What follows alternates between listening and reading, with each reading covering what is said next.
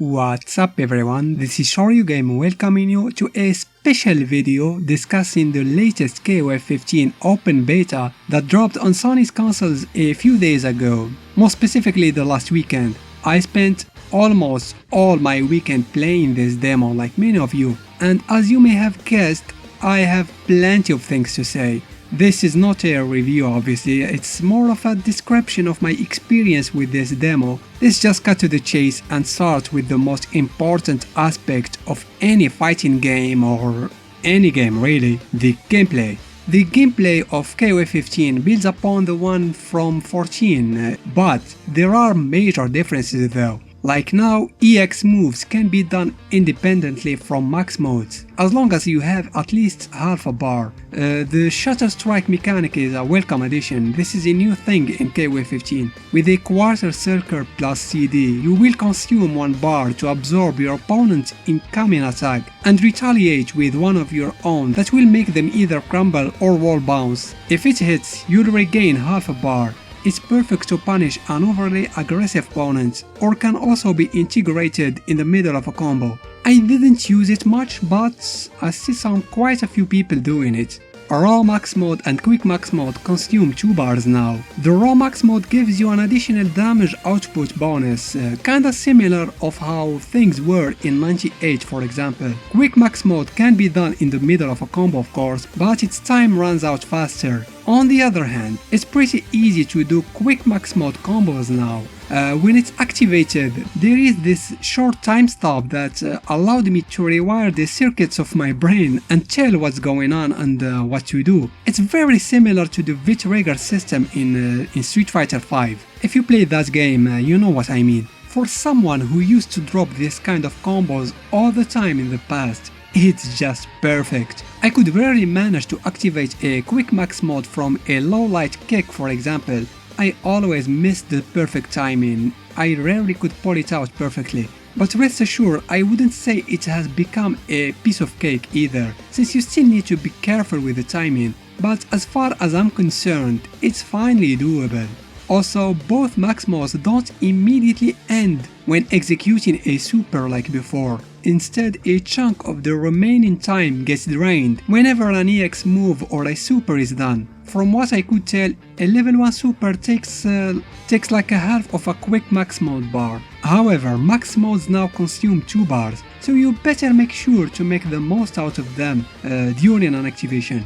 Speaking of supers, the climax super inputs are now the same for everyone. It's quarter circle backward, half circle forward plus CD. I know that some purists may not like it, they may say it's becoming too easy or it takes away some of what made each character unique, but let me say this. As someone who is in the middle of making a video about the hardest supers to execute in KOF, I have no complaint, and neither should you. Needlessly complicated supers is something I won't miss. I most definitely don't want to go back doing this crap again. My thumb is still sore. As for the characters I choose to play as, my team consisted of Shizuru, Yashiro and Dolores for the most part. I did try every character for a bit, but 90% of the time I spent it with these 3.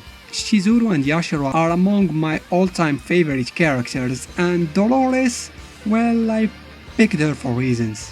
Seriously though, I was curious about how she would play since her trailer, and I have to say, I was not disappointed. But first thing first, Yashiro was my first choice. He still is this explosive guy that hits fast and hits hard. All his special attacks are here. The only difference I noticed is that he no longer jumps when his DP connects. The first thing I wanted to know was if he still could do that combo from 2002. You know, this one.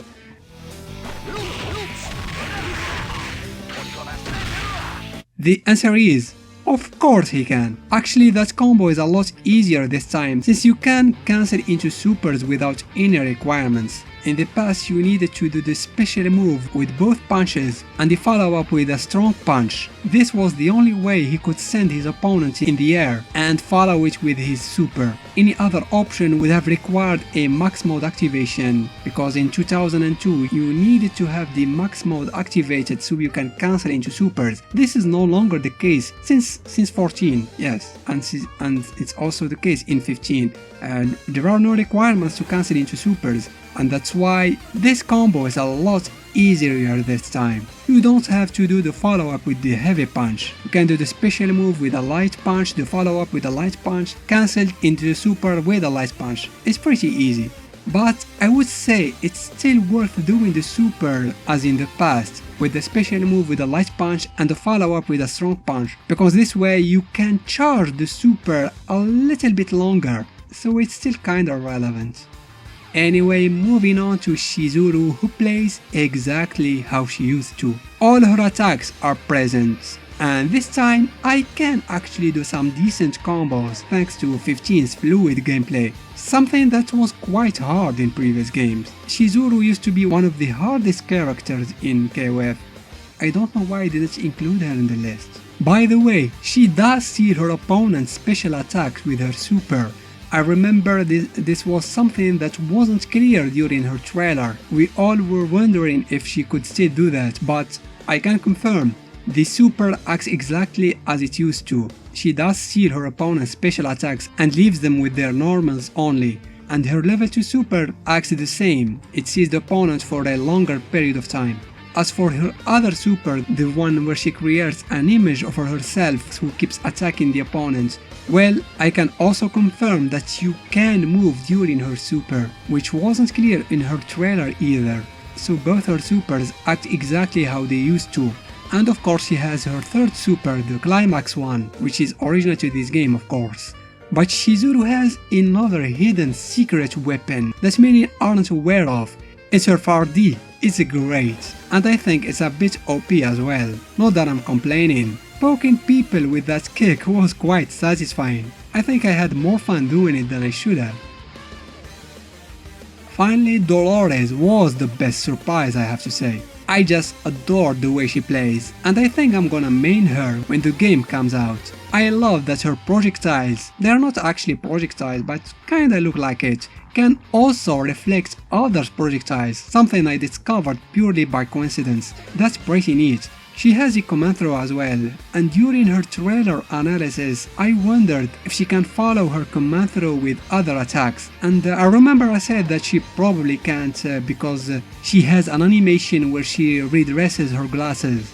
Well, I'm happy to report that I was wrong. She most definitely can. She can even do her climax super after a command throw if she wants. She's pretty strong.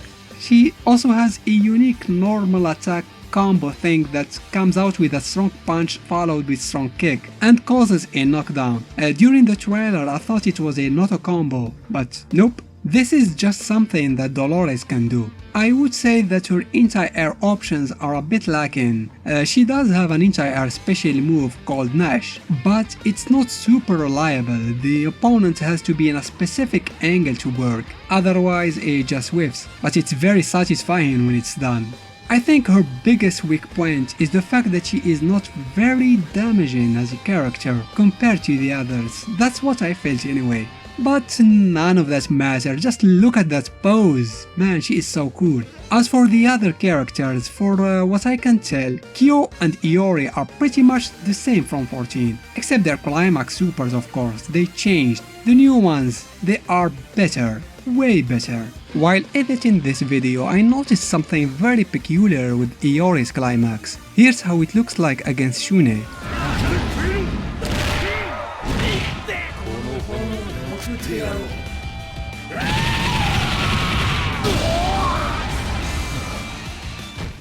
You can clearly see Aurea's eyes becoming red. There is like a second voice talking with him, which can be explained as Orochi or part of him is possessing Aurea at that moment, and then the crazy scream at the end. However, when I did that exact super against Yashiro, here's what I got.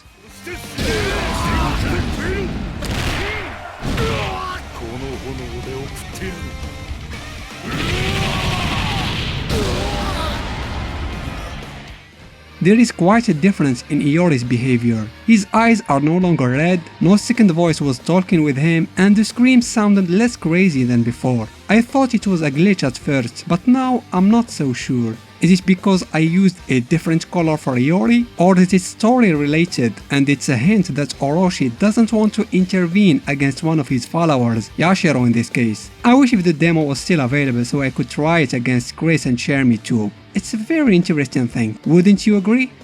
For some obscure reason, Chermi seems to be quite popular online. Almost everyone I encountered had her in their team. I'm not sure why though. And she is very scary, man. If she gets too close, it's gonna hurt. She is a grappler, so obviously you don't wanna be standing next to her.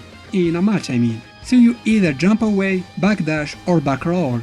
The thing is, she has an answer for all those options. If you jump, she has a few anti-air moves, including a super that will ruin your day. And for the backdash or roll, she can follow you with her unblockable diamond dust. Your best bet is to keep her away from you with projectiles, for example, but that is easier said than done. The only one who had projectiles in this demo is Iori, and Chermi could easily leap over his ground-based projectiles with her spin kick. And what do you know? Chris is just as annoying to deal with as everyone had anticipated. Unless you're the one playing him, then he's the best character ever. I found that people like to abuse his EXDP, where he follows it with his dive kick and kinda makes it practically unpunishable. And since EX moves only consume half a bar, you can see why this is a problem, as if Chris needed more annoying tools. As for the last character in this demo, Shoenai, well, I didn't play him much except when the demo was still downloading and I was stuck with him in the training mode, but you should know that he is pretty good too. Simply put, if you liked playing him in 14, then there is no reason you wouldn't like him in 15. He still has some good normals and some sick combos. Moving to the graphics, and let's talk about the menu and the UI, everything looked pretty clean and spotless. You probably have already noticed that this turquoise-like color is omnipresent in the game. It's kinda the main theme of KOF 15. It's in the menus, it's in the UI, and I bet it's gonna be the final boss's primary color,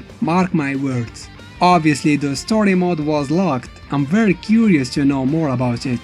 If you follow this channel, you know this is its main focus. But there was still some story elements in the demo, like the special intros of the Orochi team and some win quotes against certain characters, like Kyo's against Iori, Yashiro's against Iori, Shizuru's against Iori. Yeah, pretty much everyone has something to say to Iori.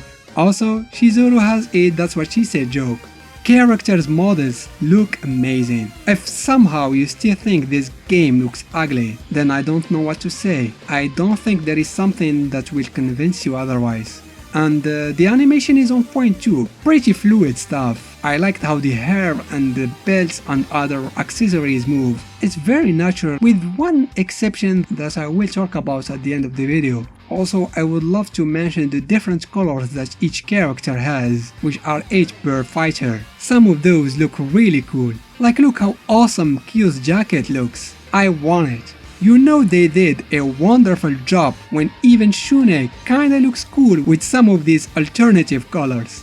When it comes to sound, I really like the sound effects overall. They are super satisfying. There is some undeniable weight behind each hit. And there is quite a few tracks for a demo. My personal favorite being what I believe is the Sacred Treasures team's theme, which is the one you're hearing right now. The music changes if rivals or characters with shared history face each other, like I was playing against Yashiro and his stage's theme was playing, but when my Iori's turn came to face him, the music switches to a new version of Bloody, his theme from KOF 97. Same thing happened against Kyo, who had his Goodbye Isaka from 2000. The best part was, they could have left it at that, and it would have been already pretty cool, but when I was playing as Kyo against Iori, the theme switched to Iori's theme this time, a new version of his sadistic eyes from 99. Round 4, ready, go!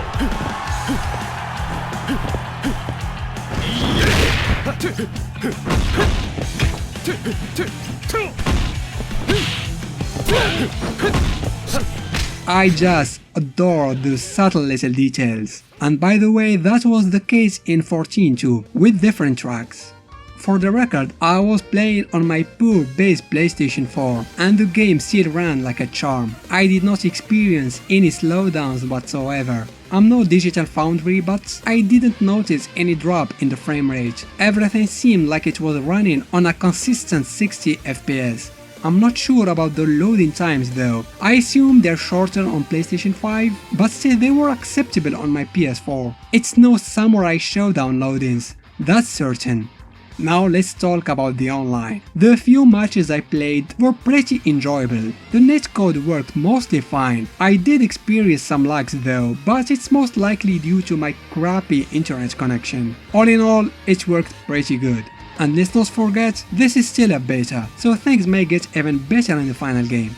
In conclusion, I enjoyed my time with KOF-15's demo a lot. The gameplay is incredibly fun. Combos are not too difficult, and at the same time they're not mindlessly easy either. Characters' models look gorgeous and well animated, the sound effect is satisfying, the music, well, it's SNK music. Enough is said, I think. However, if there is something that could be improved, it would be the auto combos. I think they are too damaging. It's really unfair when you do your best trying not to drop your combo, then the opponent effortlessly combos you into a climax super just by spamming the A button. It's infuriating. I hope they'll nerf the damage output for these combos at least.